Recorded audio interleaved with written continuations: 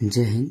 आज हम इस वीडियो में देखेंगे मानव हृदय का सचित्र वर्णन करेंगे। उसका मतलब जो आप देख पा रहे होंगे, इसका जो पिक्चर जो बना हुआ है, इस पिक्चर के बारे में सचित्र वर्णन यानी हृदय के बारे में इसका पूरा वर्णन करेंगे, जो कि एग्जाम पॉइंट ऑफ व्यू से बहुत ही इम्पोर्टेंट है।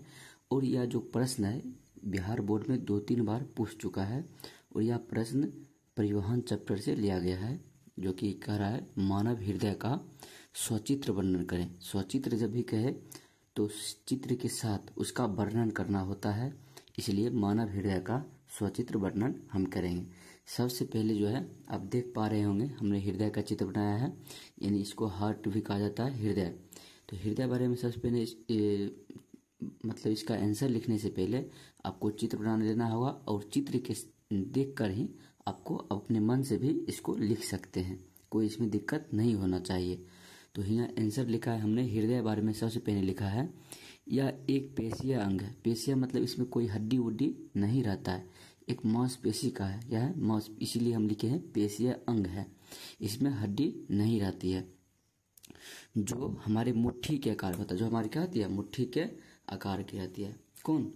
हृदय मेरा क्या रहती है, मुट्ठी के आकार का होता है, जो हमारे शरीर में रक्त को पंप करने का कार्य करती है। क्या करती है? हमारे शरीर में रक्त जो है उसको पंप मारती है, पंप करती है, और क्या होती है, हमारे शरीर सभी अंगों तक रक्त पहुंच पाती है। इसका रक्त हृदय के बारे में हमने थोड़ा मतलब ब्रीफली मतलब बहुत कम जान लिए। उसके बाद संरचना इसका लिखेंगे। क्या लिखेंगे? संरचना। संरचना का लिखेंगे, क्या लिखेंगे? हृदय का आकार बंद। हृदय का आकार क्या? बंद। बंद मुट्ठी के समान होती है। किसके समान होती है? मुट्ठी के समान होती है। या पतली झिल्ली से बनी एक थैली में बंद होता है। आप देख पा रहे होंगे ये जो पतली झिल्ली है, क्या एक थैली में क्या रहती है? बंद रहती है। क्या रहती है? बंद रहती है। एक पतली झिल्ली के यह पतली झिल्ली की एक बनी थैली में बंद रहता है। इस झिल्ली को हृदय आवरण कहते हैं। क्या कहते हैं? हृदय आवरण कहते हैं। हृदय की पूरी लंबाई में एक पेशिया भित्ति द्वारा 2 भागों में, कहता है हृदय की पूरी लंबाई, यानी जो हृदय का पूरी लंबाई है, ये पूरी लंबाई एक पेशिया भित्ति द्वारा, जो पेशिया भित्ति है इसको 2 भाग में बांट दिया जाता है। किसके भाग में बांट दिया जाता है? 2 भाग में बांट दिया जाता है। मतलब इसलिए हमने लिखा है कि हृदय की पूरी लंबाई में एक पेशिया भित्ति द्वारा 2 भागों में बांटा होता है। क्या होता है? 2 भागों में बांटा होता है। एक पेशिया देख पा रहे होंगे, जैसे पूरा हृदय है, इसको क्या किए, इसके लंबाई में क्या किए, एक पेशिया भित्ति के द्वारा इसको क्या किए, 2 भागों में बांट दिए हैं। क्या किए हैं? 2 भागों में इसको बांट दिए हैं।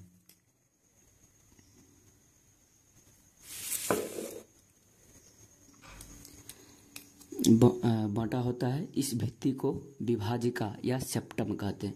जो आपने देखा था उसको क्या कहते हैं? विभाजिका और या सेप्टम कह सकते हैं। क्या कहते हैं? विभाजिका। जो आप देख रहे हैं इसको क्या कहेंगे? इसको कहेंगे विभाजिका या सेप्टम कहेंगे। जो 2 भाग में बांटी रहती है उसको क्या कहते हैं? विभाजिका या सेप्टम कहते हैं। विभाजिका या सेप्टम कहते हैं। प्रत्येक अर्धभाग में 2-2 व्यासम होती है। प्रत्येक अर्धभाग मतलब जो प्रत्येक, इसमें कितने अर्धभाग होंगे? हृदय में 2 अर्धभाग, मतलब आधा भाग इधर आधा भाग इधर। प्रत्येक अर्धभाग में 2-2 क्या रहते हैं? इसमें भी 2 और इसमें भी 2 क्या रहते हैं? व्यासम रहते हैं। व्यास मतलब भाग होते हैं। क्या होते हैं?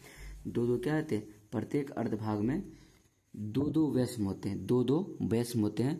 पहले व्यासम को अलिंद, पहले व्यासम को क्या कहते हैं? अलिंद, एवं दूसरे व्यासम को निलय कहते हैं। क्या कहते हैं? निलय। इस प्रकार मानव हृदय में कुल 4 व्यासम होते हैं। कितने व्यासम होते हैं? 4। आप देखिए चित्र में आपको दिखाते हैं कि देखिए इसमें हृदय को 2 अर्धभाग में बांट सकते हैं। 2 अर्धभाग में, एक अर्धभाग में 2 व्यासम होते हैं, एक अर्धभाग में 2 व्यासम होते हैं, दोनों 2 अर्धभाग में 4 व्यासम होंगे। 4 व्यास मतलब एक होता है, सबसे पहले होता है दायां अलिंद। क्या होता है? दायां अलिंद और दायां निलय। फिर इधर क्या होता है? बायां अलिंद और बायां निलय।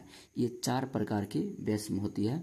आपसे एग्जाम में पूछा जाएगा कि हमारे शरीर में कितने प्रकार की चैम्बर होती है या कोष्ठक होती है या व्यासम होती है, तो आपको बोलना है 4 प्रकार।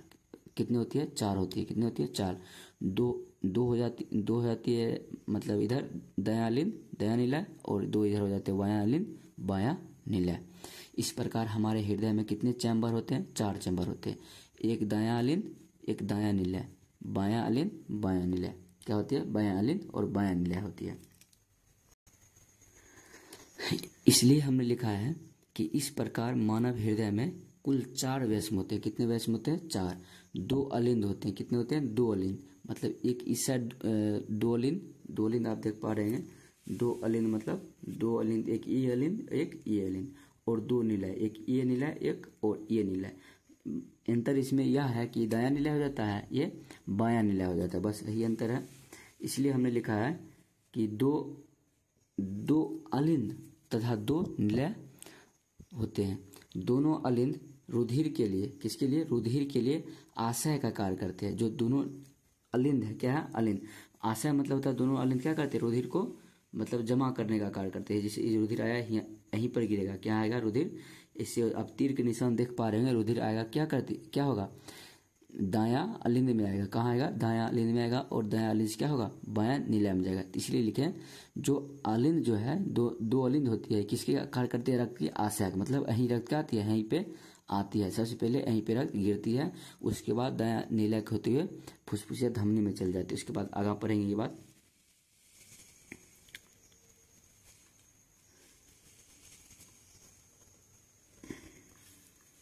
यही लिखें रुधिर के लिए ये जो दोनों अलिंद जो है, क्या है? दोनों अलिंद रुधिर के लिए आशय का कार्य करती है।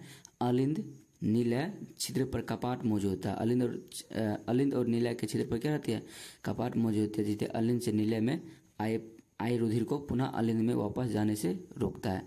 इसका कहने का मतलब यह हुआ कि अलिंद जो है, अलिंद यहाँ देख पा रहे हैं, देखिए जो अलिंद है, क्या है? अलिंद और निलय है, इसके मध्य में क्या रहती है? एक कपाट रहती है। क्या रहती है? कपाट। जो देख रहे हैं इसे करके, ये क्या है? कपाट रहती है, जो क्या करती है?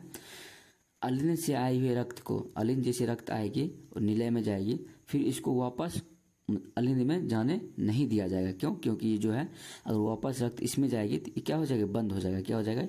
बंद। जैसे ऐसे है, ऐसे ऐसे क्या हुआ? और वापस जाएगा, क्या होगा? ऐसे बंद हो जाएगा। क्या हो जाएगा? बंद हो जाएगा। इसलिए मतलब यहाँ लिखे हैं कि अलिंद में आए हुए खून निलय में जाती है, और निलय से पुनः उसे वापस उसमें अलिंद में जाने नहीं देता है। क्यों? क्योंकि यहाँ क्या रहती है? एक कपाट रहती है। क्या रहती है? कपाट, जिसको हम क्या कहते हैं? ट्राइकस्पिड कहते हैं। क्या कहते हैं? ट्राइकस्पिड, यानी त्रिदली कपाट कहते हैं।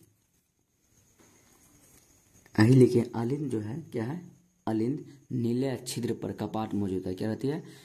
अलिंद निलय छिद्र पर क्या रहती है? कपाट मौजूद रहती है, जो अलिंद से निलय में आए रुधिर को, अलिंद से निलय में आए रुधिर को पुनः अलिंद में वापस जाने से रोकता है। अभी आपको बताया क्या करता है? अभी आपको क्या बताया? अलिंद से आए हुए रक्त को क्या करता है? अलिंद से आए हुए रक्त को पुनः अलिंद में जाने से रोकता है। कौन?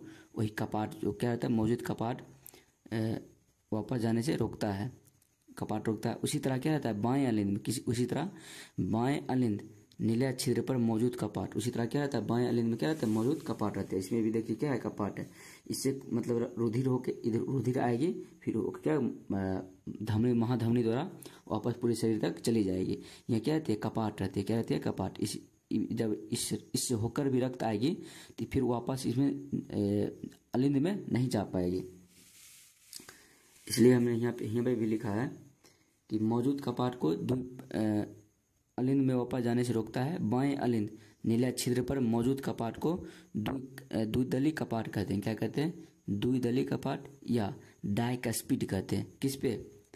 ध्यान देना, बाएं अलिंद। किस पे? बाएं अलिंद। जो ये बायां अलिंद जो है, जो बायां अलिंद है, कौन है? बायां अलिंद। इसको क्या कहते हैं? इसको जो कपाट है, इसको कहते हैं डाइकस्पिड, डाइकस्पिड, या इसको हम कह सकते हैं द्विदली कपाट कह सकते हैं। द्विदली कपाट कह सकते हैं। दाएं अलिंद एवं निलय छिद्र पर मौजूद कपाट को त्रिदली कपाट या ट्राइकस्पिड कहते हैं। कौन? यहाँ देखिए क्या कह रहा है? दाएं अलिंद एवं निलय छिद्र पर, जो दायां अलिंद निलय है उसके छिद्र पर मौजूद कपाट को क्या करते हैं? त्रिदली कपाट। जो दायां अलिंद है, ये देखिए दायां जो अलिंद है, ये दायां अलिंद और बायां निलय के मतलब मध्य बिंदु क्या रहती है? एक छिद्र, एक संरचना रहती है जो रक्त को निलय से फिर वापस अलिंद में जाने से रोकता है। उसे क्या कहते हैं? उसे कहते हैं त्रिदली कपाट, यानी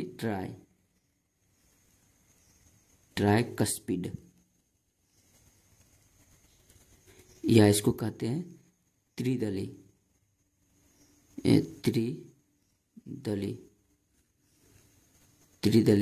कपाट। क्या कहते हैं? त्रिदली कपाट कहते हैं। वही है, त्रिदली कपाट कहते हैं। हृदय से रुधिर वाहिनी जुड़ी रहती है। हृदय से क्या जुड़ी रहती है? रुधिर वाहिनी, जिससे क्या होती है?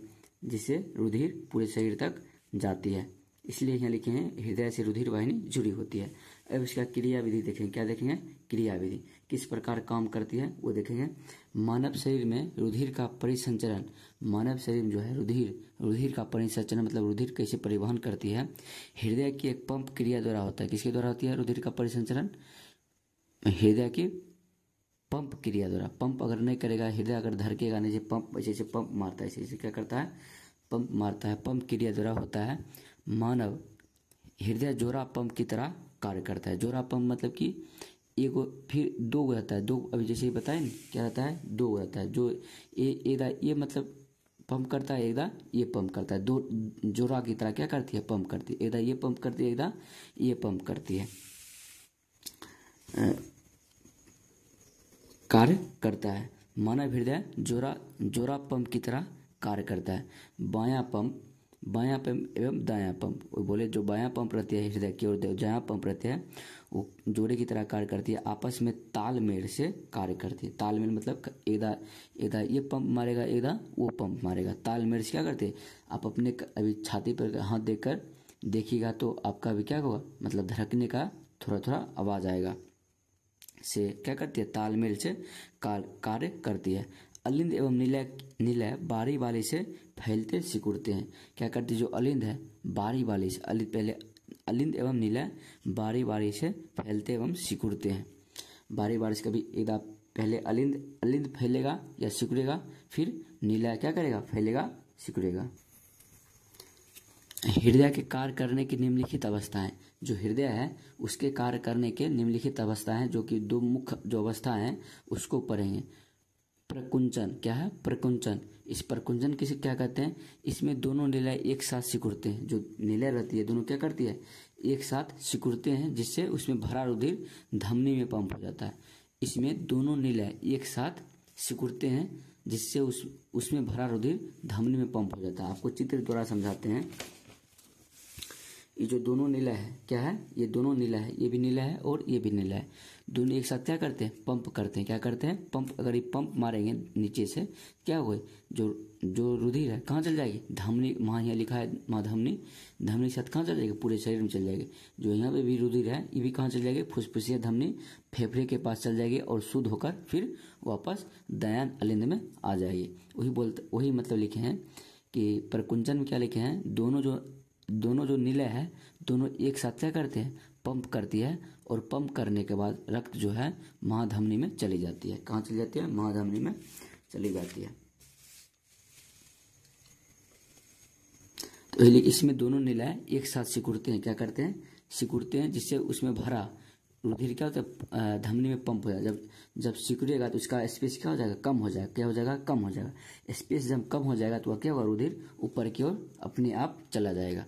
उसका दूसरा जो है क्रिया विधि, जो कार्य करने की हृदय की कार्य करने की जो अवस्थाएं हैं, अनुशिथिलन है। क्या है? अनुशिथिलन। इसमें दोनों निलय फैलते हैं। जो निलय नीचे वाली जो होती है निलय क्या करती है? फैलते हैं। जब निलय फैलेगा तो उसका क्या होगा? स्पेस बढ़ जाएगा। क्या होगा? स्पेस बढ़ेगा, जिससे अलिंद होगा। अलिंद में भरा रुधिर निलय में चला आता है। जो अलिंद में भरा रुधिर रहता है क्या होती है? उसमें चला आती है। इस प्रकार प्रकुंचन एवं अनुशिथिलन मिलकर हृदय धड़कन निर्माण करते हैं। इस प्रकार क्या होती है? ये दोनों मिलकर क्या करते हैं? हृदय की धड़कन, जो आप हाथ देकर देखते हैं हृदय धड़क रहा है, इसी कारण धड़कता है। किस कारण धड़कता है? कि अब दोनों निलय एक साथ क्या होती है? सिकुड़ती है, सिकुड़ने के बाद उसका स्पेस कम हो जाता है, जिससे रुधिर क्या होता है, धमनी में पंप हो जाती है। फिर नीला क्या होती है, फिर मतलब क्या होती है, फैलती है। जब नीला फैलती है तो उसकी स्पेस बढ़ जाता है, जो खून रहती है अलिंद वाला, वो कहाँ जाती है, नीला में चली जाती है। जैसे देखिए ये जो है जब इस सिकुड़ेगी, इसका स्पेस कम हो जाएगा और रुधिर कहाँ हो जाएगा, महाधमनी में पंप हो जाएगा। कहाँ हो जाएगा, महाधमनी में चला जाएगा। फिर जो है ये फैलेगा, क्या हुआ, फैलेगा। जो ये अलिंद है, अलिंद वाला सब रक्त कहाँ चलाएगा, इसमें चलाएगा। तो ये आपको फोटो फिर समझाते, देखिए कैसे कैसे रक्त आता है। ये देख रहे हैं, पहले पहले जो हृदय में महाशिरा द्वारा रक्त आता है। कहाँ आता है, महाशिरा द्वारा अशुद्ध रक्त आता है। देखते हैं आप ये जो तीर का चिन्ह देख रहे हैं, पहले इसी तरह मतलब रक्त आती है। फिर ट्राइकस्पिड की सहायता से क्या होती है, रुधिर दायां नीलाय में गिरती है। कहाँ गिरती है, दायां नीलाय में गिरती है। फिर दायां नीलाय के साथ जब पंप मारता है, ये सिकुड़ती है, कौन, दायां नीलाय सिकुड़ती है, तो कहाँ जाती है, फिर फुसफुसिया धमनी में जाती है। उसे धमनी शुद्ध रक्त का परिवहन करती है, लेकिन यहाँ जो है अशुद्ध रक्त कर रही है। क्या कर रही है, अशुद्ध रक्त। इसमें CO2 मिला, इस रक्त में CO2 मिला हुआ है, मतलब अशुद्ध रक्त हो गया। क्या हो गया, अशुद्ध, क्योंकि इसमें क्या लगा है, फुसफुसिया धमनी जब रहेगा तो आपको समझ आना है क्या कर रही है, अशुद्ध रक्त का परिवहन कर रही है। जैसे यहाँ से मतलब रक्त आया और फिर ट्राइकस्पिड की सहायता से दायां नीलाय में आया, और दायां नीलाय से क्या हुआ, पंप मार के फुसफुसिया धमनी की सहायता से फेफड़े तक जाएगी।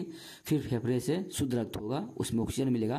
फिर ऑक्सीजन जैसे मिलेगा फिर कहाँ से आएगी, फुसफुसिया शिरा से आएगी। किससे आएगी, फुसफुसिया शिरा से बायां अलिंद में आएगी। किस में आएगी, बायां अलिंद। यहाँ आप तो याद किए होंगे, शिरा तो क्या करती है, शुद्ध रक्त अशुद्ध रक्त का परिवहन करती है, लेकिन जो यहाँ फुसफुसिया शिरा है इस शुद्ध रक्त का परिवहन करते हैं। क्यों, क्योंकि इसमें ऑक्सीजन क्या है, युक्त है। क्या है, ऑक्सीजन युक्त है। एक्सेप्शन में चल जाता है फुसफुसिया शिरा, जो क्या करती है, शुद्ध रक्त का परिवहन करती है। इसका उल्टा क्या होता है, धमनी वैसे शुद्ध रक्त का परिवहन करती है, लेकिन यहाँ क्या करती है, वो शुद्ध रक्त का परिवहन करते हैं। इसमें CO2 गैस मिलता है और जो फेफड़ा तक जाती है। तो क्या फिर फुसफुसिया शिरा के द्वारा क्या होती है, बायां अलिंद में आती है। फिर बायां अलिंद में डायकस्पिड यानी द्विदली कपाट की सहायता से फिर बायां नीलाय में आती है। कहाँ आती है, बायां नीलाय में आती है। फिर जब ये बायां या सिकुड़ता यानी पंप मारता है तो फिर कहाँ चल जाती है, मतलब महाधमनी की सहायता से हमारे पूरे अंगों तक, पूरी कोशिकाओं तक मतलब खून क्या होती है, रक्त चली जाती है। और हमें फिर उस खून की सहायता से जो ऑक्सीजन जाती है, हम उससे अपना भोजन से ऊर्जा प्राप्त कर लेते हैं। उम्मीद करते हैं आप इसे अच्छी तरीके से समझ गए होंगे। फिर से अगर आप नहीं समझेंगे तो फिर दोबारा वीडियो को ऑन करके आप देख सकते हैं। आप अच्छे से समझ जाइएगा। ये जो क्वेश्चन है इसे आपको याद कर लेना है। अगर आपको मतलब ये बात जो बताया अगर आपको याद हो जाएगा तो आपको आप एग्जाम में अगर ये क्वेश्चन पूछेगा तो आपको 5 नंबर इजीली आपको प्राप्त हो सकता है। ऐसे ही जैसे हमने बताया है उसी तरीके से आप भी बनाइएगा तो आपको 5 नंबर मिल जाएगा। ये जो क्वेश्चन है बहुत ही इंपॉर्टेंट है। इसका जो चित्र भी मतलब घर पे प्रैक्टिस कर 2-3 बार इसको बनाना है और सबका नाम लिखना है। ठीक, उम्मीद करते होंगे आप अच्छी तरीके से समझ गए होंगे। अगर समझ गए होंगे तो कमेंट में ज़रूर बताना है, अपना क्रिया ज़रूर देना है कि समझ गए। ठीक है, मिलते हैं अगले वीडियो में। Thank you for watching this video. Bye.